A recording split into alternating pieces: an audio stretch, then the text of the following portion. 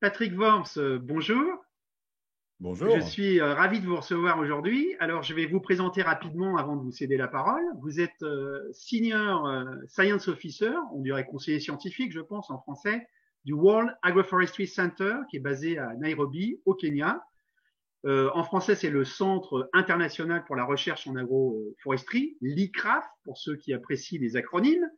C'est un centre de recherche très important qui fait partie notamment d'un pool de centres de recherche organisés au niveau international dans ce qu'on appelle le groupe consultatif pour la recherche agricole internationale, vous pourrez nous en dire plus, qui s'intéresse à la sécurité alimentaire. Alors vous-même, vous êtes basé à Bruxelles, vous êtes un Européen absolument avéré qui parlait énormément de langues. Vous êtes aussi le président de l'EURAF, autre acronyme, il s'agit de la Fédération européenne d'agroforesterie, donc on est toujours évidemment tout à fait dans le même sujet. Et vous avez derrière vous une carrière extrêmement longue et variée sur laquelle vous pourrez nous dire deux mots et vous êtes passé par la Commission au début de à la Commission européenne au début de votre carrière. Alors aujourd'hui, avec vous, nous nous intéressons au thème de l'agroforesterie. On a envie de comprendre ce dont il s'agit. On va rentrer dans le détail au fil de la discussion pour comprendre ses particularités, etc. Et surtout son importance dans le contexte du Green Deal, qui va donc encadrer les politiques européennes dans les années qui vont venir. Donc on va commencer par le commencement. Et je voudrais vous céder la parole en vous demandant d'essayer de nous définir et de nous expliquer ce qu'est l'agroforesterie. Merci Trémer. C'est assez simple. L'agroforesterie, c'est simplement l'art et la science de combiner les plantes pérennes comme les arbres ou le bambou, par exemple, avec la culture ou l'élevage. Donc, c'est faire de l'agriculture avec des arbres. Ce n'est pas la même chose qu'un verger, ce n'est pas la même chose qu'une plantation forestière. C'est vraiment un système où on essaye de maximiser la productivité de deux éléments, une culture ou le pâturage et des arbres. Et la raison pour laquelle on le fait, et la raison pour laquelle on l'a toujours fait, parce que c'est une technique qui date d'il y a au moins 11 400 ans, oui. C'est que les arbres et les cultures, quand on les gère correctement, s'apportent des services mutuels qui encouragent la productivité des deux. On parle de surface équivalente assolée, c'est-à-dire la quantité ou la surface de monoculture, disons du blé que vous avez besoin, et de monoculture d'arbres, disons d'une plantation d'épicéas que vous avez besoin, pour avoir la même productivité qu'un hectare d'agroforesterie, eh bien, cette surface équivalente assolée, dans un environnement tempéré comme l'Europe du Nord, va de 1,2 à 1,4, donc 20 à 40% plus de productivité simplement en mélangeant les choses. Et dans les environnements tropicaux, on peut aller beaucoup, beaucoup plus loin. Dans les environnements tropicaux humides, on peut avoir des augmentations de productivité de 5, 6, 700%. Et dans les environnements tropicaux semi-arides, on peut avoir des augmentations de productivité littéralement infinies parce que sans les arbres, vous n'arriverez pas à faire pousser de culture. D'accord. Alors précisément, vous avez déjà évoqué ce sur quoi je voulais venir dans le deuxième point, mais c'est très très important parce que quand on voit ça, disons les choses du point de vue qu'est le mien, à savoir quelqu'un qui n'est absolument pas un expert, et c'est très certainement le cas de l'opinion publique en général, on a bien compris que on a envie, il y a une majorité d'Européens aujourd'hui qui ont tout à fait envie d'accompagner l'agriculture vers des systèmes qui sont beaucoup plus vertueux au niveau de l'environnement, et on sait aussi, on va y venir tout à l'heure, qu'il y a très certainement des résistances qui sont de nature économique et sociale. Mais au-delà, on se dit, il y a une crainte, on se dit oui, mais ces systèmes qui sont en fait des systèmes qui sont ceux du passé, ne peuvent garantir une production ou une productivité qui est à la hauteur de nos besoins, alors que la population est en train de grandir. Puis il y a aussi le risque, effectivement, que ça ne va pas nécessairement produire les mêmes revenus pour les agriculteurs. Alors, qu'est-ce qu'on répond à ce type d'inquiétude, Patrick Worms? Écoutez, il y a trois réponses. La première est, c'est tout simplement faux. Dans les exemples qu'on a fait en Angleterre, en France, en Allemagne, quand vous prenez 1 hectare de céréales, que vous y rajoutez des arbres, donc vous n'avez plus que 80% de la surface qui est disponible pour les céréales, puisque 20% de la surface est maintenant prise par les arbres, eh bien, vous arrivez à la même productivité et parfois même à une productivité supérieure rien qu'en céréales. Donc, cette productivité, elle est là. La deuxième erreur, c'est de croire tout ça, c'est des machins du passé. Et là, il y a deux réponses. La première, c'est oui, c'est des machins du passé parce que c'est la manière la plus simple et la plus efficace de faire de l'agriculture en exploitant ce qui se passe dans les écosystèmes plutôt que comme on le fait dans l'agriculture industrielle, en éliminant tout simplement l'écosystème et en le remplaçant par une seule semence, un engrais, une série de pesticides, herbicides, fongicides et tout le reste qui est nécessaire, et si nécessaire de l'irrigation et des filets pour leur donner de l'ombre. Oui, ça marche aussi, mais ça coûte beaucoup d'argent, ça a des effets secondaires plutôt néfastes, et ça marche de moins en moins bien quand vous avez des sécheresses comme celles que nous avons de plus en plus souvent, ou des tempêtes comme celles que nous avons de plus souvent. Les sécheresses en agroforesterie sont beaucoup, beaucoup moins dangereuses parce que vous avez un microclimat grâce aux arbres. Les tempêtes qui vous détruisent les champs en emportant les sols, en agroforesterie, les sols sont retenus par les racines des arbres, etc. Donc vous avez une espèce de résilience, vous avez un petit nid douillet qui est construit autour de votre système de culture en y incluant des arbres. Et l'agroforesterie, ça peut commencer de manière très simple. Des haies vivent autour de votre parcelle, c'est une forme d'agroforesterie et simplement en diminuant la vitesse du vent, cela va augmenter la productivité de ce que vous êtes en train de cultiver là-dedans. Cela va diminuer vos besoins en pesticides parce que il y a des oiseaux et les oiseaux, ça aime manger les insectes et les insectes, ça aime manger les cultures. Et ça va aussi diminuer l'érosion que vous allez avoir après que vous allez récolter votre culture à cause du vent ou de la pluie. D'accord. Alors, c'est intéressant. Vous savez que je suis breton, donc le bocage est une réalité que je connais, mais le remembrement est passé par là dans les années 70-80 et toutes les haies ont été détruites. Désormais, il y a beaucoup d'agriculteurs d'ailleurs qui ont compris ce en quoi c'était pas nécessairement une bonne idée. Alors justement, avant d'en arriver à la question politique agricole commune, sur laquelle évidemment je veux vous entendre en détail. Je voudrais savoir ce qu'il en est du consensus scientifique sur la question que vous avez évoquée, en nous expliquant qu'en gros c'était une évidence, c'est de toute façon un meilleur système, et de ce que vous avez appréhendé vous sur le terrain, parce que je sais que vous vous déplacez beaucoup, auprès des exploitants agricoles eux-mêmes. Est-ce que vous avez l'impression qu'il y a une volonté d'aller vers là, vers ce type d'exploitation que vous voyez notamment auprès des jeunes peut-être exploitants qui sont plus que par le passé intéressés par ce type enfin par le sylvo-pastoralisme ou les systèmes sylvo-arabes? Tout à fait. Disons, pour commencer par cette dernière question, je connais très très peu de jeunes qui ont envie de reprendre une ferme de grande culture comme on le trouve par exemple en Picardie ou dans l'Artois. Ce sont des fermes à très très grande échelle dans lesquelles tout est hautement mécanisé et dans lesquelles on peut maintenant travailler à l'échelle d'un équivalent temps plein pour 200 ou 250 hectares. Un équivalent temps plein sur 250 hectares, ça veut dire que le paysage est entièrement vide. Ça veut dire que dans les villages, il n'y a plus de café, il n'y a plus de bar tabac, il n'y a plus d'église, il n'y a plus de magasin, il n'y a plus d'école, il n'y a plus rien. Ce qui veut dire que c'est impossible pour quelqu'un d'y fonder une famille, puisqu'il n'y a plus aucun service social, il n'y a plus aucun lien social. Donc, ce sont des paysages agricoles qui n'attirent pas. Et quand vous vous déplacez dans ces paysages agricoles, vous voyez que la vaste majorité des exploitants sont des gens très, très, très âgés, qui se rendent compte que quelque part, ils ont fait fausse route, qui aimeraient que leurs enfants reprennent leur exploitation, mais qui n'en ont cure. Les jeunes, qu'est-ce qu'ils veulent faire en général? Ils veulent s'installer plus près des villes. Ça veut dire qu'ils doivent faire une production en plus haute valeur ajoutée. Ça, en général, c'est de l'horticulture. Et l'horticulture se marie particulièrement bien avec l'agroforesterie parce que la conclusion logique de ce type de culture-là, ce sont des formes de permaculture où vous avez des choses qui se passent sur toute une série d'étages. La productivité est beaucoup plus élevée, mais la complexité est aussi beaucoup plus élevée. Donc, ce n'est pas quelque chose qu'on peut gérer en étant assis sur son tracteur et en appuyant sur le GPS. C'est quelque chose qui demande plus d'intervention humaine. Et ça, pour le blé ou la patate, pas tellement. Par contre, pour l'horticulture, ça marche très, très bien. Le consensus scientifique que ces systèmes sont plus productifs, oui.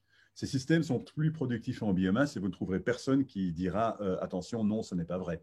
Par contre, là où vous allez avoir des débats, et ce sont des débats justifiés, c'est la proportion de cette productivité qui est consommable sous forme de culture et la proportion qui est consommable sous forme de bois ou de produits dérivés du bois ou de produits dérivés d'arbres, ou la proportion qui est simplement là pour l'écosystème mais qui n'est pas consommable immédiatement par les humains. Et là, il faut faire attention à quelque chose de très, très important.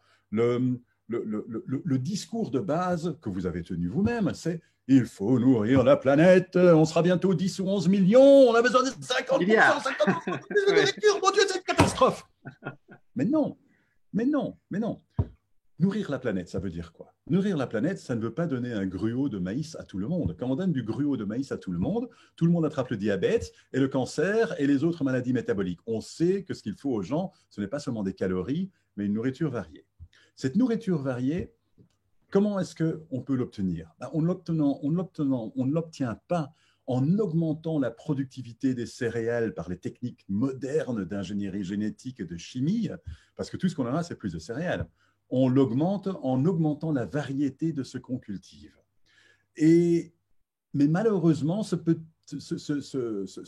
évidence, ce que j'appellerais une évidence, semble être ignorée dans le discours. Donc, on a besoin de plus de calories parce qu'on a besoin de nourrir plus de monde. Et là, on évite de parler du fait que la vaste majorité des céréales qu'on fait pousser dans le monde servent à nourrir du bétail plutôt qu'à nourrir directement des humains. Donc, en fait, on produit déjà bien plus qu'assez. On n'a pas besoin de produire plus. On a juste besoin de mieux utiliser ce qu'on produit déjà. Mais comme ce discours est dominant, on investit en privé et en public dans une recherche qui tient à augmenter encore la productivité de plantes qui ont déjà été optimisées pendant des siècles, comme le maïs, le blé, la pomme de terre, etc. On développe les mécanismes industriels qui vont avec, les acheteurs de commodités, les fabricants de nourriture. Maintenant, on fait toutes sortes de choses avec du maïs. Et on oublie totalement le fait que cette biodiversité, cette agrobiodiversité est importante. Comme tout l'argent file là-dedans, c'est également ce qu'on encourage les producteurs à faire. Donc, vous me demandiez, est-ce que les producteurs sont prêts à monter là-dedans? Eh bien, ça dépend. Un producteur qui se trouve dans un paysage dans lequel il y a déjà des arbres, dans lequel il y a déjà des haies, dans lequel les voisins font déjà de l'agroforesterie, pour lui, ce sera une évidence. Évidemment qu'on fait comme ça. Et si quelqu'un comme nous, comme nos instituts de recherche scientifique arrive en disant tu peux améliorer la productivité de son système en choisissant ces clones-là d'arbres, en les traitant comme ceci, en faisant comme ceci, et donc d'augmenter encore la productivité de son système traditionnel, ce sera fait sans problème. Par contre, si vous allez dans l'Artois ou la Picardie, où il n'y a plus un seul arbre, les seuls arbres qui sont encore là, ce sont des petits bosquets avec des fils barbelés autour, mais il n'y a plus d'arbres du tout, ben, les gens vont vous regarder en faïence, en chien de faïence. Et il y a une raison pour ça. Tout est prévu pour la monoculture. Si vous êtes formé par la monoculture, les lycées agricoles forment à la monoculture, les lycées agricoles vous apprennent en grand détail comment vous occuper de monoculture, mais ne vous forment pas sur la gestion des arbres dans un système agricole. De l'autre côté, si vous choisissez une carrière de forestier, on va vous apprendre comment travailler dans des plantations, comment optimiser la production de bois dans des plantations forestières. Mais de nouveau, on ne va pas vous apprendre quels sont les problèmes auxquels fait face un fermier. Donc, il n'y a que très peu de gens qui ont cette formation mixte, qui comprennent aussi bien un arbre qu'un système agricole. Et pourtant, ce sont ceux-là qui sont nécessaires pour conseiller le producteur.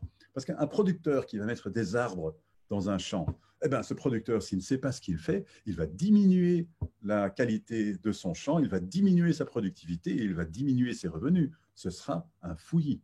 Un producteur qui sait ce qu'il fait, lui, eh bien, il peut engranger ses 20 à 40% de biomasse en plus. Et s'il fait ça convenablement, ça veut dire, en fin de compte, jusqu'à 2 fois de revenus en plus sur la durée de la rotation des arbres. C'est quand même intéressant. Tout à fait. Mais c'est intéressant aussi d'évoquer la question de la formation, parce que je pense que c'est aussi une question qui est tout à fait essentielle. S'il s'agit de changer de système, de toute façon, ce sera nécessairement à prendre en considération. Alors, je voudrais qu'on en vienne désormais à la dimension politique. Pour pouvoir favoriser, enfin stimuler cette transition, il va falloir l'accompagner. En tout cas, en Europe, c'est ce qu'on pense, puisqu'on a toujours subventionné beaucoup l'agriculture. La politique agricole commune date de 1962, je le rappelle rapidement. Elle avait une mission initiale qui était celle d'atteindre l'autosuffisance alimentaire, qu'elle a d'ailleurs très très bien rempli cette mission très rapidement. Puis ensuite, par contre, il a été plus difficile de lui assigner des missions, donc elle est passée par une succession de réformes parfois assez douloureuses, avec un pourcentage d'ailleurs du budget qui a décru de façon assez continue, même s'il reste, attention, le premier poste budgétaire dans le cadre financier pluriannuel de très loin. On était parti de plus de 60%, hein, on doit être à 40 ou quelque chose, je crois, désormais, et puis il est question d'arriver à 30 ou un peu plus de 30 dans un avenir relativement proche. Et c'est un peu renationalisé aussi cette politique.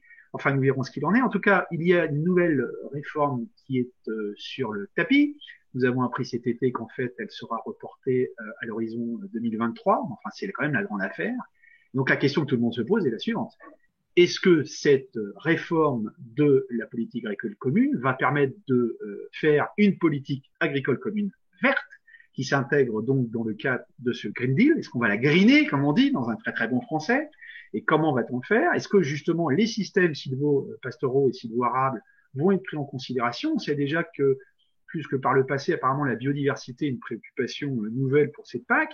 Donc, qu'est-ce qu'il en est? On a envie d'entendre votre jugement sur les négociations qui sont en cours. Et puis je rajouterais un tout petit élément, c'est que, ce qui d'ailleurs explique aussi ce pourquoi elle a été reportée, on a évidemment, on vit en 2020 un événement absolument majeur, consécutif à l'épidémie de la Covid, avec une crise économique et sociale sans précédent, et on commence à entendre, au Parlement européen comme ailleurs d'ailleurs, des avis selon lesquels, bon, l'environnement, c'est très certainement important, mais la priorité absolue est la relance économique et sociale, et il va peut-être falloir mettre entre parenthèses certaines ambitions environnementales. Voilà, j'ai fixé le cadre. Donc, j'aimerais vous entendre. Vous avez Voilà, fixé un grand cadre. Il y a un très grand cadre. qui vont déballer là-dedans. Donc, je vais commencer par cette dernière chose, cet argument comme quoi nous ne pouvons pas nous concentrer sur l'écologique pour l'instant, tout simplement parce que nous avons ce problème de Covid. À ce sujet, attendez, je suis en train de faire une bêtise avec mon système. Voilà. À ce sujet, j'aimerais quand même remettre les pendules à l'heure. On file droit vers le mur. Je ne sais pas si c'est dans 10 ans ou dans 20 ans ou dans 30 ans, mais au rythme où va le réchauffement climatique, nous allons arriver dans un futur relativement proche, c'est-à-dire avant que vous et moi ne soyons vieux, grabataires ou morts. Nous allons arriver à une situation où nous allons avoir un breakdown de la production agricole dans plusieurs des bassins agricoles de la planète en même temps, simplement à cause de l'augmentation constante des phénomènes de météorologie extrême. Extrême. Nous savons déjà, depuis les années 1970, que l'augmentation des gaz à effet de serre risque d'avoir des effets délétères. Depuis, chaque année montre de nouveaux exemples et raffine les modèles, et en général, c'est pire que prévu plutôt que moins grave que prévu. Cela fait depuis 1992 que les gouvernements ont décidé, au niveau des Nations Unies, que ceci était intéressant, il fallait s'en occuper. Ça fait depuis 1995 que les gouvernements se réunissent dans ce qu'on appelle les conférences des partis pour essayer d'achever l'objectif nommé de la Convention cadre des Nations Unies pour le changement climatique, qui est de diminuer les gaz à effet de serre. Et cela fait depuis 1992 que chaque année, la quantité de gaz à effet de serre que nous mettons dans l'atmosphère augmente. Or, ces gaz à effet de serre, ils vont être là pendant des siècles, peut-être même des millénaires. Donc, nous avons déjà déréglé la planète, et nous le voyons tous les jours, mais nous continuons à le faire. Pourquoi? Ce n'est pas parce que vous et moi consommons plus, bien que nous le faisons aussi, mais c'est parce que tout le monde a découvert que la meilleure drogue, mieux que l'héroïne, que la cocaïne, c'est les énergies fossiles. Tout le monde s'y met. Des pays pauvres, la Zambie, l'Afghanistan, le Yémen, le Congo, le Tchad, le Laos, tous ont des augmentations qui sont en train de partir en flèche. Même parce que le développement passe par la consommation des énergies fossiles. Et on ne va pas les empêcher. Pas juste le développement. L'Europe est la seule région du monde qui a réussi pour les derniers 20 ans à achever de la croissance tout en diminuant tout doucement ses émissions. Mais nous continuons à faire des émissions. Quand on parle d'arriver à zéro émission en 2050, mais c'est une catastrophe absolue qui ignore complètement la réalité du système Terre. D'ici 2050, si on arrive à zéro à 2050, mais on aura déjà tellement de carbone dans l'atmosphère qu'on est parti pour 4 à 5 degrés vers la fin du siècle. Plus et vous êtes d'accord pour dire, je vous arrête juste un instant, vous êtes d'accord pour les siècles à venir. D'accord, vous êtes d'accord pour dire pour autant que le fait qu'on ait fixé une limite est quand même d'un point de vue politique au niveau de la politique internationale important. Et la Chine vient d'ailleurs d'annoncer que c'était pour 2060. Non, ça n'a absolument. C'est des radotages au zinc du bar. C'est littéralement ça. On se rejoint tous, on en papote, on dit que c'est très sérieux, mon Dieu, on doit faire quelque chose. On publie des rapports, des machins, des trucs, des accords comme ceux de Paris, et puis on rentre à la maison et on s'en tape complètement. Les données sont là. Il suffit de mesurer la vitesse avec laquelle nous augmentons les émissions de carbone dans l'atmosphère. Alors ça, ce n'est pas le domaine de l'agriculture. C'est le domaine de l'industrie, du transport, de la construction et tout ça. Mais là où l'agriculture peut vraiment aider, c'est sur deux choses. Un, l'agriculture, ça dépend comment vous mesurez, l'agriculture, la foresterie, tout ça, c'est de 20 à 30% des émissions de la planète. Et on peut les éliminer, simplement en gérant mieux nos sols. Deux, comme une partie de ces émissions vient du fait que nous avons dégradé les sols, en les labourant à outrance, en les érodant, etc., etc., nous pouvons, de nouveau, en gérant mieux les sols, réabsorber une partie de ce carbone qui est dans l'atmosphère et le transformer en carbone organique dans les sols. Le potentiel est immense. Rien qu'en agroforesterie, il a été estimé à 1/3 des émissions globales de tous les secteurs en Europe. Donc, non seulement vous éliminez tout ce que l'agriculture peut émettre, qu'elle émet aujourd'hui, mais en plus, vous transformez l'agriculture en un énorme aspirateur à carbone. Et pour faire ça, il faut complexifier les agroécosystèmes. Un champ de monoculture, c'est facile à gérer, mais ce n'est vraiment pas complexe au point de vue de ce qui se passe dans les sols. Les sols se meurent. Pour rendre ces sols de nouveau vivants, il faut complexifier ces systèmes. Et une manière simple de complexifier ces systèmes, c'est simplement de rajouter des arbres dans ces champs de grande culture, par exemple. Déjà, ça vous apporte de l'argent en plus, 20 à 40% de productivité en plus. Ça va mettre du carbone dans le sol. Ça va déjà diminuer vos émissions. Et puis, quand vous rendez les systèmes de plus en plus complexes, vous allez diminuer de plus en plus vos émissions. Et tôt ou tard, vous allez arriver à ce qu'on appelle le niveau zéro, où vous n'allez plus rien émettre du tout, parce que vos sols absorbent plus que ce que vous émettez. Et c'est dans cette direction-là que va l'agriculture la plus innovante.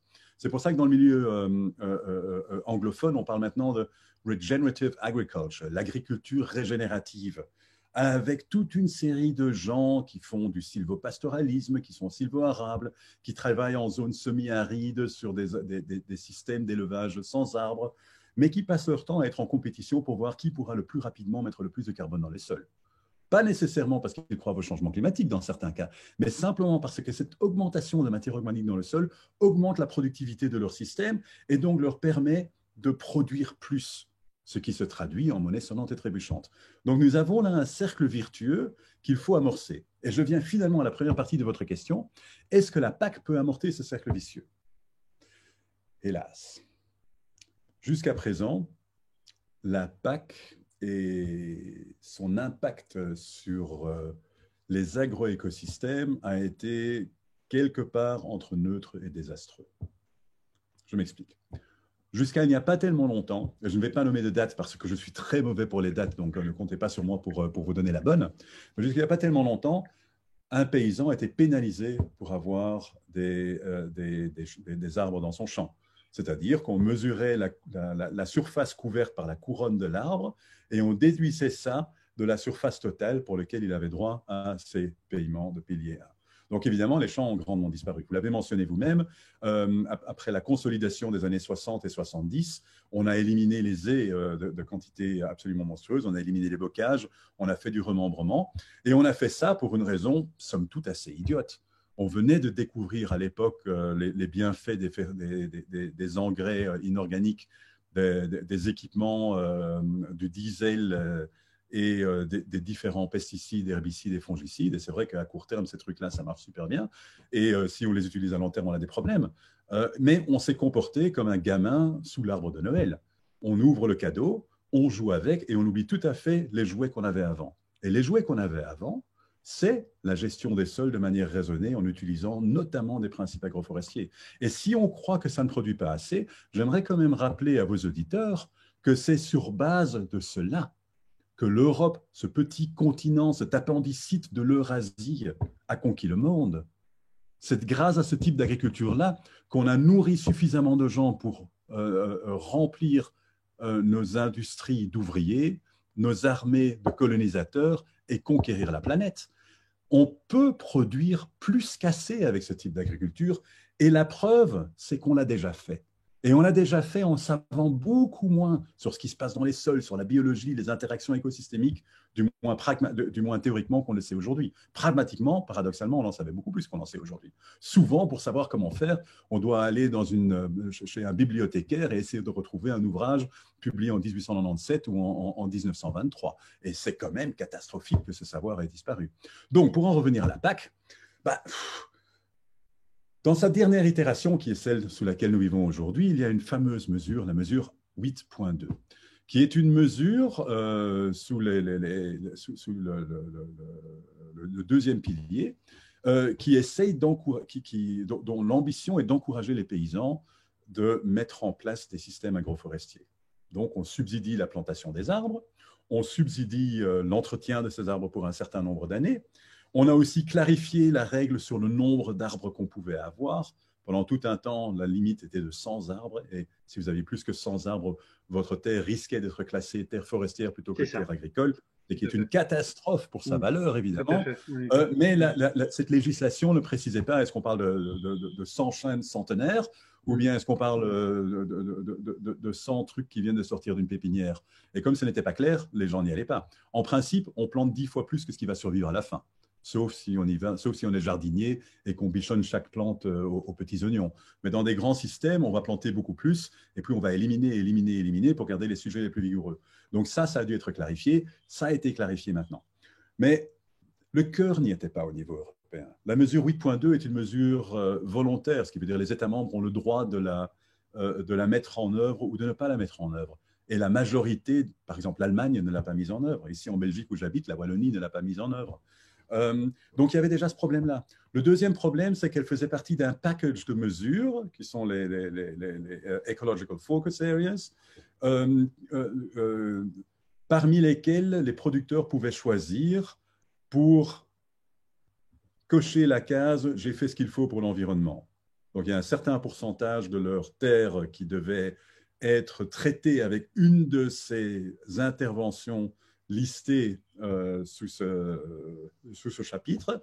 Et parmi toutes ces interventions, il y en a deux qui étaient listées qui n'ont rien à faire avec l'environnement. Planter des légumineuses, du soja par exemple, ou mettre des cover crops, un couvert végétal entre les cultures. Dans les deux cas, on reste dans un système productiviste, on reste dans un système où on laboure, on reste dans un système qui ne fait rien pour l'environnement.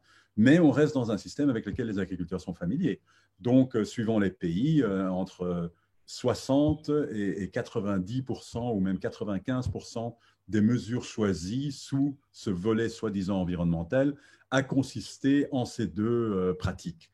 Donc, il ne s'est rien passé, donc l'érosion des sols a continué, donc les émissions de carbone ont continué, donc la destruction des écosystèmes a continué, donc la biodiversité en Europe a continué à partir en couille. Donc maintenant, qu'est-ce qu'on essaye de faire? La Commission a mis des bonnes propositions sur la table. Farm to Fork, the Biodiversity Strategy, European Green Deal, pose les bonnes questions, met les bons accents et encourage les gens à prendre les choses sérieusement. Malheureusement, comme on le voit dans les débats au Parlement et au niveau du Conseil agricole, il y a encore beaucoup de gens qui pensent qu'on fera ça demain. Ce n'est pas important. Maintenant, ce qu'on doit faire, c'est protéger les habitudes de nos agriculteurs et le revenu de nos agriculteurs. On ne doit certainement pas leur demander d'innover trop, parce qu'après tout, il y a le Covid, n'est-ce pas? Et donc, on repousse. Et on risque de refaire les mêmes erreurs. Ce qui veut dire que lorsqu'on va de nouveau revoir la PAC on parle sur 7 ans, là, je crois, non? Oui. Ce sera en 2027 qu'on rouvrira de nouveau ce dossier. Eh bien, on aura 430 parts par million dans l'atmosphère plutôt que les 411 qu'on est maintenant. On aura eu encore plus de sécheresse, encore plus de problèmes. L'agriculture souffrira encore plus du changement climatique. Et on aura perdu 10 ans. L'agroforesterie ne peut pas sauver la planète. L'agroforesterie peut capturer 10-15% de ce qu'il y a là dehors pendant un certain nombre de décennies. Mais elle ne peut pas compenser ad vitam aeternam le fait qu'on brûle du charbon, du pétrole ou du gaz. On doit arrêter tout ça. On peut simplement gagner du temps avec ces systèmes-là. Et une fois qu'on a gagné du temps avec ces systèmes-là, une fois que tout le reste est arrivé à zéro et qu'on a décarbonisé, alors en continuant à augmenter l'efficacité de ces systèmes-là, on peut aider à remettre dans les sols ce carbone qui est dans l'atmosphère. Mais si tout change trop vite, on n'y arrivera pas. Un arbre, c'est quelque chose qui... Même les arbres à croissance rapide, si vous les laissez, un épicéa, si vous le laissez, je sais qu'on les récolte au bout de 20 ou de 30 ans, parfois 50 ans, mais vous pouvez le laisser pousser 500 ans. Mais si le climat change trop rapidement, cet arbre ne pourra pas survivre si longtemps. Cet arbre va commencer à pousser dans un climat et atteindra son adolescence dans un autre climat et va mourir. Et c'est ce qu'on voit déjà en Europe, où maintenant nous avons une mortalité féroce dans les forêts, simplement à cause du changement climatique, que nous avons déjà engrangé. Donc l'urgence, elle était là il y a 20 ans. Maintenant, on est dans la dernière ligne droite avant de devoir sombrer dans le désespoir. Alors, je ne sais pas quoi faire, je ne sais pas quoi dire pour que la communauté des propriétaires terriens, des gens qui travaillent dans le milieu agricole, des régulateurs et des législateurs qui sont intéressés par le monde rural comprennent cette évidence. Ouais, c'est un tableau assez sombre que vous dressez et vous terminez justement sur le point que je voulais soulever, c'est-à-dire que si Juste la réalité, ce toutefois, n'est pas un tableau, c'est la réalité. oui, c'est la réalité, si toutefois la politique agricole commune ne va pas dans ce sens-là, qu'est-ce qu'on fait sans la politique agricole commune pour accompagner les agriculteurs dans cette transition? Ce sera très On l'a fait difficile. sauter, on l'a fait sauter, on l'a fait disparaître. La Mais raison pour est-ce laquelle que c'est pas un l'agroforesterie... peu ce qui est en train de se passer malgré tout? On voit de Non, toute façon pas un peu. l'importance de la PAC se réduire de plus en plus dans le budget. Oui, mais il faudrait la faire disparaître complètement, parce que pour l'instant, les gens s'accrochent à leurs subsides. Moi, les meilleurs agroforestiers que je connais en Europe, ce sont tous des gens qui ont dit « je fais ça hors la PAC, je n'ai pas envie de m'embêter avec ça ». Et là, on voit maintenant dans un autre système agricole industriel, celui des États-Unis, une percée beaucoup plus rapide qu'en Europe de l'agroforesterie, simplement parce qu'aux États-Unis, vous faites ce que vous voulez avec votre terre. Si vous avez envie de mettre des arbres, vous mettez des arbres. Si vous avez envie de couper des arbres, vous coupez vos arbres. Personne ne va vous embêter. En Europe, on a toujours une espèce de floraison baroque de règles. Je vais vous donner un exemple. C'était il y a 3 ans. Un copain en Flandre. Il avait fait du sylvopastoralisme. Il avait mis des peupliers dans ses pâturages. Rotation rapide. Ils étaient arrivés à la phase où il voulait les récolter, ce qui était rentré dans son plan financier, ce qui était son équilibre financier. Ah ben non. La commune a décidé que les arbres étaient jolis parce que les promeneurs les aimaient bien, donc ils n'avaient plus le droit de les couper. À quoi ça a mené? 1, ça a mené à une perte financière sèche pour ce producteur. 2, ça a mené au fait qu'aucun producteur dans les parages ne va planter des arbres. Ils ont bien appris la leçon. 3, ça a mené à quelque chose c'est la seule chose positive dans l'affaire. Cela nous a rappelé que pour qu'un arbre soit entretenu, il doit être la nue propriété de quelqu'un. La nue propriété de quelqu'un. L'arbre de ce producteur, soudainement, n'était plus sa propriété. Il croyait qu'il lui appartenait, mais soudainement, la commune a décidé non, en fait, j'ai droit de regard dessus. Et ça, on l'a vu partout sur la planète. Les grandes famines au Niger des années 80 ne se reproduisent plus, principalement parce que les paysans ont régénéré des milliards d'arbres sur des millions d'hectares. Et ils l'ont fait pourquoi? Parce que l'État a simplement décidé d'arrêter de leur demander un permis chaque fois qu'ils avaient envie de couper 3 branches pour le feu de cuisine. C'est tout simple. Donc, écoutez, on comprend que la négociation qui va se tenir va être absolument essentielle et manifestement va être très tendue sur la PAC. Mais je voudrais terminer sur une note d'espoir tout de même, Patrick. Qu'est-ce qui vous fait espérer? Quelles sont les expériences que vous avez pu constater en Europe qui vous permettent de penser que malgré tout, c'est peut-être possible de changer cette façon de pratiquer l'agriculture et l'élevage? Tout le monde comprend que nous avons un problème. Le problème que j'ai décrit, surtout le problème avec le changement climatique, il est compris par tout le monde, y compris par les gens qui sont les apôtres de l'agriculture industrielle.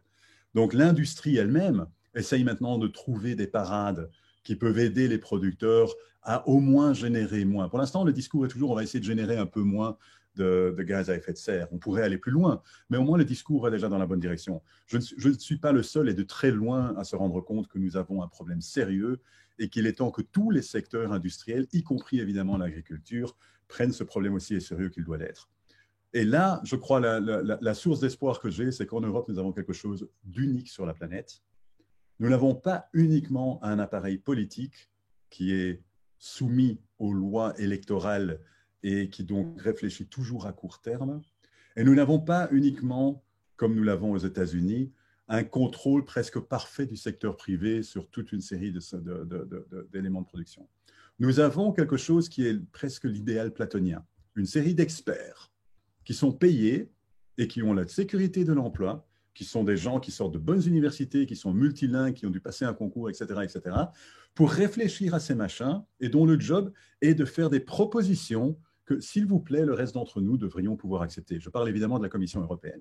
Nous avons cette chance énorme d'avoir ce machin en Europe. Et oui, on ne le comprend pas toujours très bien. Et c'est vrai que c'est compliqué. Est-ce que vous pourriez travailler avec un peu moins d'acronymes, s'il vous plaît?